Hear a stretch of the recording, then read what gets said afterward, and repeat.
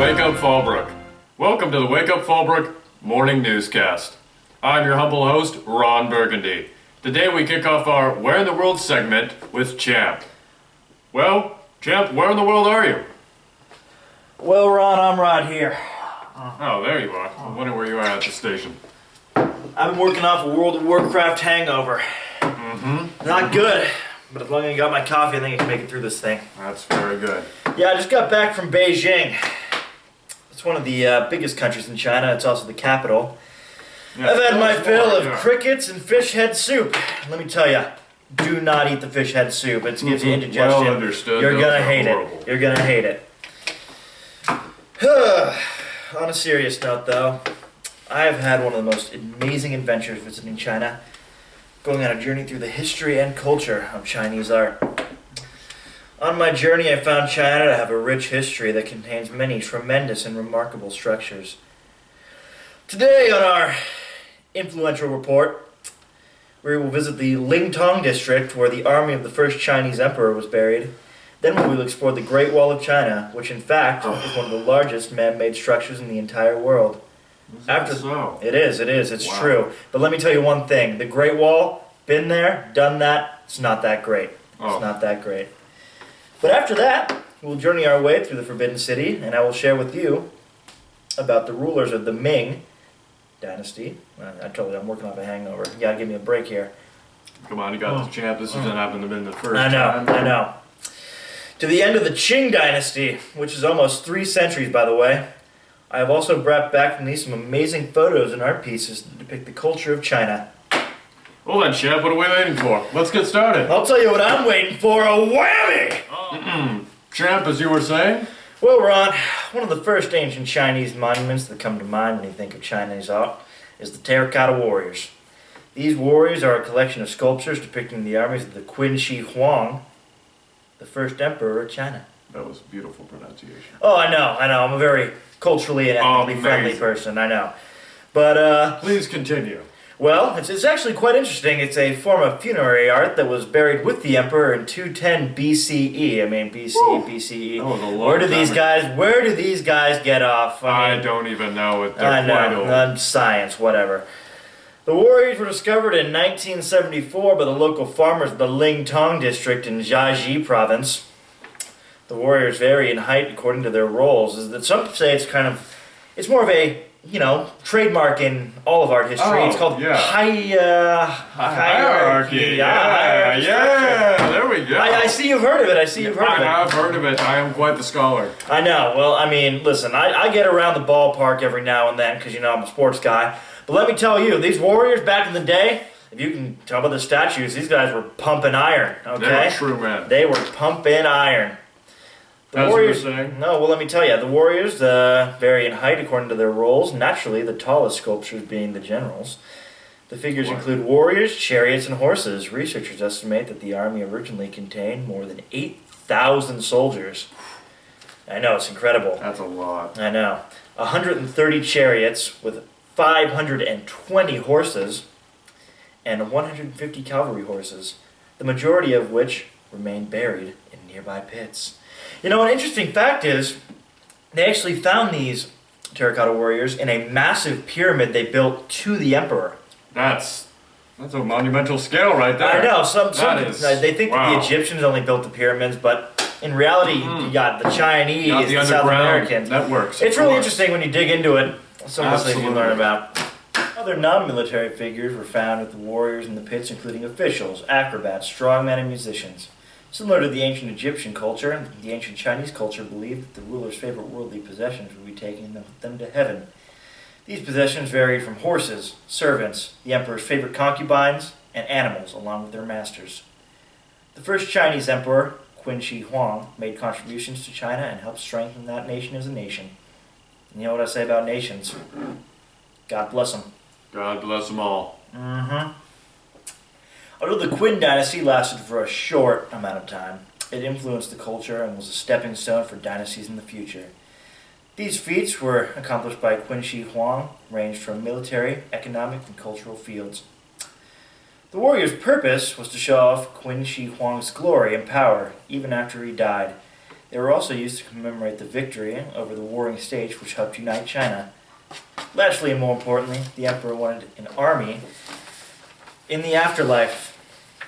So he had a great army built from his tomb. It's actually a really interesting fact. When they opened the tomb up, within the oxidation of the paint, it just stripped them dry. Thousands of years just in that tomb. Hit fresh air, boom, gone. Wow, I don't really know what to say. I mean, that's just amazing. It really is. It really is. First vault Get it together. You got this. is easily the most immaculate vault of the three. The vault contains a total of 6,000 soldiers and horses. Vault 2 is small, and Vault 3 is the smallest one. Whoever's working the teleprompter, I'm going to be telling them to get spell checkers. Oh, yeah, That's pretty crazy, but every day, but they mess up. listen, I just say what's on the teleprompter. That's all I do. I mean, there's pauses in the teleprompter. I mean, what can you do? What more can we do besides read mindless words? Back on point. Facial expressions are each different and contain a diverse face, like in the way humans are. I mean, because each one of these fellas is based off, a Chinese soldier. They really are. It's really some interesting stuff. You know what I mean? Oh, I know what you mean. Researchers say this proves that the sculptors took time to handcraft the sculptures individually, not into large, dull mass production. This really shows the beauty of these sculptures. Each one is truly unique. The terracotta warriors are an essential place to visit when you are in China because of the rich history and culture of the Chinese people. These sculptures say quite a bit about the culture. They are honoring the past leaders with the flexing of China's military power. Also, this shows the meticulous and great detail that the Chinese used in their art as they forged their empire to become one of the greatest in the world. So, champ, how were the army statues discovered? Well, Ron, let me tell you how they were discovered. These statues were discovered in 3 distinct vaults. The first vault is easily and the most immaculate vault out of the 3. Wow. The vault contains a total of 6,000 soldiers and horses. You don't say. And that was pretty incredible, the stuff they were able to do. Vault 2 is small, and Vault 3 is the smallest one. The facial expression on each soldier shows that each one of these was handmade and is unique to the individual. Yeah, that sounds like a lot of work. I know, it's crazy. But, the interesting thing, though, is this proves that the sculptors took time to handcraft the sculptures individually and did not use large mass production. This really shows the beauty of these sculptures. Each one is truly unique. The terracotta warriors are an essential place to visit when you are in China because of a rich history and culture of the Chinese people.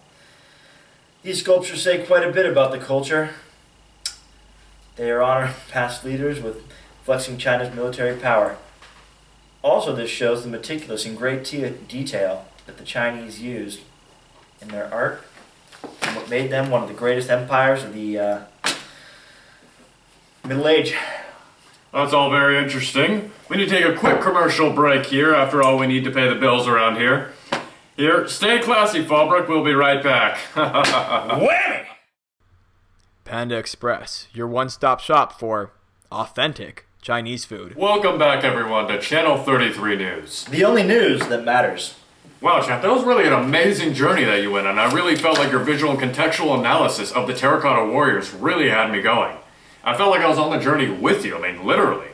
Too bad these news segments are only about 20 minutes long. Well, thanks, Ron. First things first, I could do without the attitude. Second, let me tell you about an amazing construction in the Chinese culture. The Tiananmen Gate, Forbidden City. This is really going to knock your socks off. Oh, it really does. The Tiananmen Gate to the Forbidden City was built in 1415 during the Ming Dynasty. Towards the demise of the Ming Dynasty, heavy fighting between Li Zhengchang and the early Qing emperors damaged or even perhaps destroyed the gate. Wow. The Tiananmen Square was designed and built in 1651 and has since enlarged 4 times since the 1950s. Near the center of today's square stood the Great Ming Gate, the southern gate to the imperial city, renamed the Great Qing Gate. Qing, Ming, who cares? It's confusing, I gotta say. I mean, come on. Mind-boggling. I know. It was also back on point. They just keep renaming this thing. The Great Gate of China during the Republic of China. Unlike the other gates in Beijing, such as the Tiananmen and Main Gate, this was a purely ceremonial gateway, with 3 arches but no ramparts. Similar in style to the ceremonial gateways of the Ming Dynasty's tombs. This gate had a special status as the Gate of the Nation, as can be seen in its successive names. It's normally remained closed, except when the emperors passed through. Well, this is all really interesting. But wait, there's more. Commoner traffic was diverted to the side gates and the western and eastern ends of today's square. Respectively, because of the division in traffic, a busy marketplace called Chengside Street developed in the big open area around the gate. Mm-hmm. In 1954, the Gate of China was demolished, allowing for the enlargement of the square. In November 1958, a major expansion of Tiananmen Square started, which was completed after only 11 months. In August 1959, this followed the vision of Mao Zedong to make the square the largest and most spectacular in the world, Wow. and intended to hold over 500,000 people. In that process, a large number of residential buildings and other structures have been demolished. On its southern edge, the Monument of the People Heroes has been erected. As you were saying?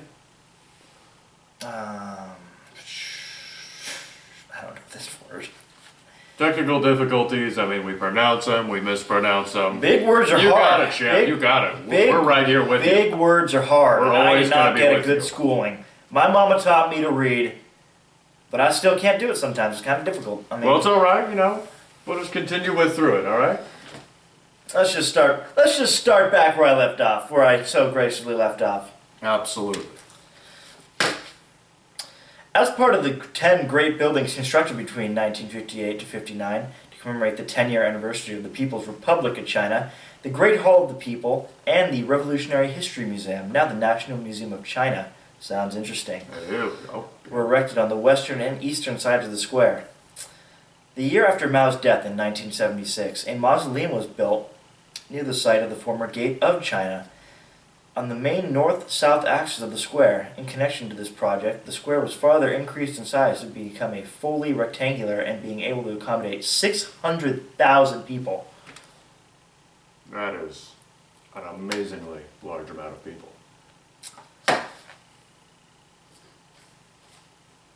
Okay, champ, well, let's take a break here. Today's broadcast is brought to you by communism.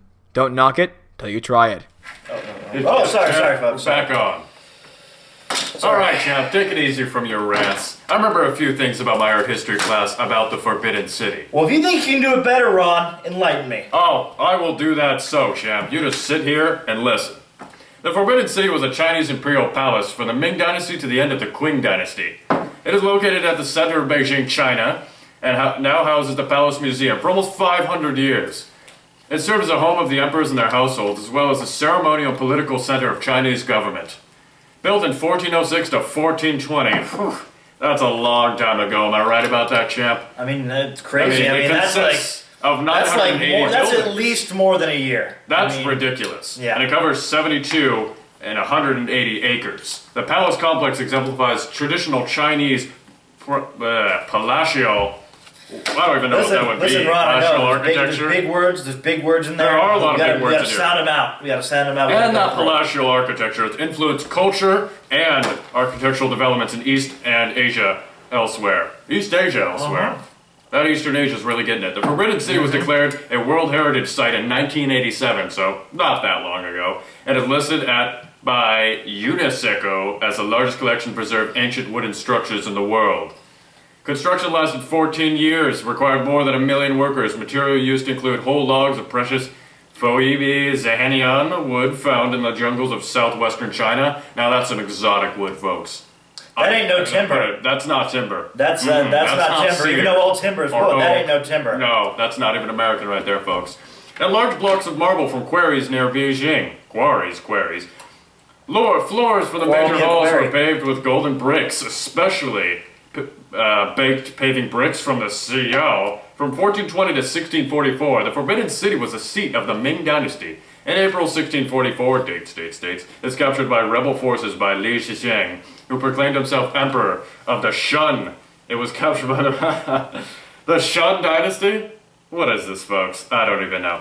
He soon fled before the combined armies of former Ming General Wu Zhangyin and Manchu forces, setting fire to the parts of the Forbidden City in protest. After being a home of the emperors, 24 emperors, 14 of the Ming dynasty, and 10 of the Qing dynasty. The Forbidden City ceased being a political center of China in 1912 with the abdication of Puyi, the last emperor of China. Under the agreement with the new Republic of China government, Puyi remained the inner court, while the outer court was given over to public use, until he was evicted after a coup in 1924. The Palace Museum was then established in the Forbidden City in 1925. What do you have to say about that, Chip? Whammy! Whoa, get it right there. I am just so pumped up about Chinese culture and art. I just want to say whammy! All right, calm it down, Chip. Now, we're going to go back to what you were saying about the Forbidden City and other stuff around that. Fine. Well, Ron, let me tell you, what you did was great and all, but I think I can do it a little bit better. This is kind of my please story. Proceed. I don't like you trying to outstage me on my story, Ron. Alrighty, well, please go forward. In 1933, the Japanese invasion of China forced the evacuation of the national treasures in the Forbidden City. I know, pretty scary. War will do that to you. That's crazy. Part of the collection was returned at the end of World War II, but the other part was evacuated to Taiwan. In 1948, under the orders of Chiang Kai-shek, whose Kuomintang losing the war, sent him in exile to the island. It's really interesting. To this day, Taiwan and the People's Republic of China still have a long-lasting hatred for each other because they both feel like they're traitors. Always keeping your enemies, that's good. I mean, the enemy of my enemy is my enemy, in my opinion. Haha, well said. The relatively small but high-quality collection was kept in storage until 1965, when it again became public. As the core of the National Palace Museum in Taipei, the Forbidden City remains important in a civic scheme of Beijing. The central north-south axis remains the central axis of Beijing. The axis extends to the south through Tiananmen Gate to the Tiananmen Square, the ceremonial center of the People's Republic of China, and onto the Yongdingman. Yongdingban. Yes, the Yongdingman. The Yongdingban. To the north, it extends through the Jijian Hill to the Bell and Drum Towers. The axis is not exactly aligned north and south, but is tilted by slightly more than 2 degrees. Researchers now believe that the axis was designed in the Yuan dynasty to be aligned with the Zhudan, the other capital of their empire. The imperial palaces bear exceptional testimony to Chinese civilization, That it does. being a true reserve of landscapes, architecture, furnishings, and objects of art, as well as containing exceptional evidence to the living traditions and customs of shamanism practiced by the Manchu people for centuries. They illustrate the grandeur of the imperial institution from the Qing dynasty to the earlier Ming and Yuan dynasties, as well as the Manchu traditions, and present evidence of the evolution of architecture in the 17th century and 18th centuries. Lying at the center of Beijing to the north of Tiananmen Square, the Forbidden City was an imperial palace during the Ming and Qing dynasties. Known as the Palace Museum, it is rectangular in its shape and is the world's largest palace complex, covering 74 acres. Oh my god. That's a massive amount. It is. Is that a building we're talking about? It is a building. A palace, I mean... Who lives in this palace? I mean, the emperors, obviously, but it's pretty crazy. Absolutely ridiculous. The curtain wall has a gate on each side, and there are 2 towers at each of the 4 corners, affording views over both the palace and the city outside. The Forbidden City is an extremely formal palace. It is almost symmetrically and hierarchically arranged so that all the important buildings run down the center, north to south. Well, it's so good. Now let's go to a quick traffic report, shall we? It all sucks. That was great, champ. But you know what's really great? What, Ron? The Great Wall. Oh, interesting. Tell me a little something about the Great Wall. Well, I will. As early as the Qin Dynasty 221 to 207 BC, when building the Great Wall, glutinous rice flour was used in the making and the binding of the bricks. Oh, very The interesting. labor very force to interesting. build the Great Wall includes soldiers, forcibly recruited peasants, convicts, and war prisoners. Although the official number of length of the Great Wall is around 5,500 miles, the length of the Great Wall, built over thousands of years, is estimated to be around 13,000 miles. Wow, that's incredible. That's really long. That is huge, you know, I gotta say. And if you're wondering, the circumference of the equator is 24,900 miles, so quite the comparison. Moving on as well is the Gubiko section of the Great Wall, with bullet holes still can be seen in the wall. It was a venue where the last battle fought the Great Wall. That was the last battle. I mean, there was literally bullet holes in the wall, so you could see even the technological advances. Wow, interesting, wow. During the Cultural Revolution 1966 and 1976, many bricks of the Great Wall were taken away to use in building homes, farms, or reservoirs. The northwestern sections of the Great Wall are likely to disappear in 20 years. It's a bummer. Due to demolishment by nature and human. Oh, that's just a shame. Yeah. That's a shame. It's a wonderful piece of art, truly. It is. The Jinkyo section of the Great Wall, known for being steep and winding, enjoys most of the frequent appearance on picture books and postcards, so it mostly gets all the good stuff of the Great Wall. The most famous section of the Great Wall, Badiling, had been visited by over 300 heads of the state and VIPs from around the world, the first of which was Soviet statesman Klim Voroshilov in 1957. Oh, interesting. So it has We got some some Russian world-renowned influence in there, yes. I mean, the major significance of this is the longest fortification ever built in history. And its main purpose was to defend against the Chinese Empire and for it, judging that there was many civil wars going on at the time. Tourism it's the biggest tourist attraction in China by far. So, what do you have to say about that? In the world, I mean, I know people who have That's been amazing. there. Yeah. I've been there, and like I said, as great as it is, it's not that great. Gotta break it hard. Well, we're gonna take a break there, folks. You guys have a good morning. And we're back. Now, Ron, you were just finishing up telling us about the wonders of the Great Wall. Yeah, and as I'm finishing about the Great Wall, I have but one last thing to talk about, and that's the Chinese culture, which is Tang Dynasty paintings. The 8th century heralded the second important epoch in Tang history, achieved largely during the reign of Emperor Xingzao, called Ming Huang, the brilliant monarch. That's quite a mouthful. It is rightfully ranked as a classical period of Chinese art and literature, as it is set high in standard to which later poets, painters, and sculptors aspired. The Tang Dynasty, with its capital at, here we go folks, Chang'an, today's Xi'an, the most populous city at the world of the time, it was regarded by historians as a high point of Chinese civilization, equal or even superior to the Han period. The Tang period was considered the golden age of literature and art, beginning in the Tang Dynasty. The primary subject matter of Chinese painting was landscape known as shanshui, mountain water. Well, you know, I can just tell you right now, I only drink mountain water. Well, there does it. We have a customer right here, folks. It's the purest, cleanest water you can get. Mountain water. Order it right now. Well, these landscapes usually monochromatic and sparse. The purpose was not to reproduce exactly the appearance of nature, but to rather grasp the emotion and atmosphere to catch the rhythm of nature. Trading along the Silk Road, the various products increased cultural diversity, and Chinese cities such as Chang'an had a marked influence of Chinese arts in the Tang Dynasty. Many designs that were enjoyed with the upper classes of Imperial China became common in everyday art. And that's all I have to say about that.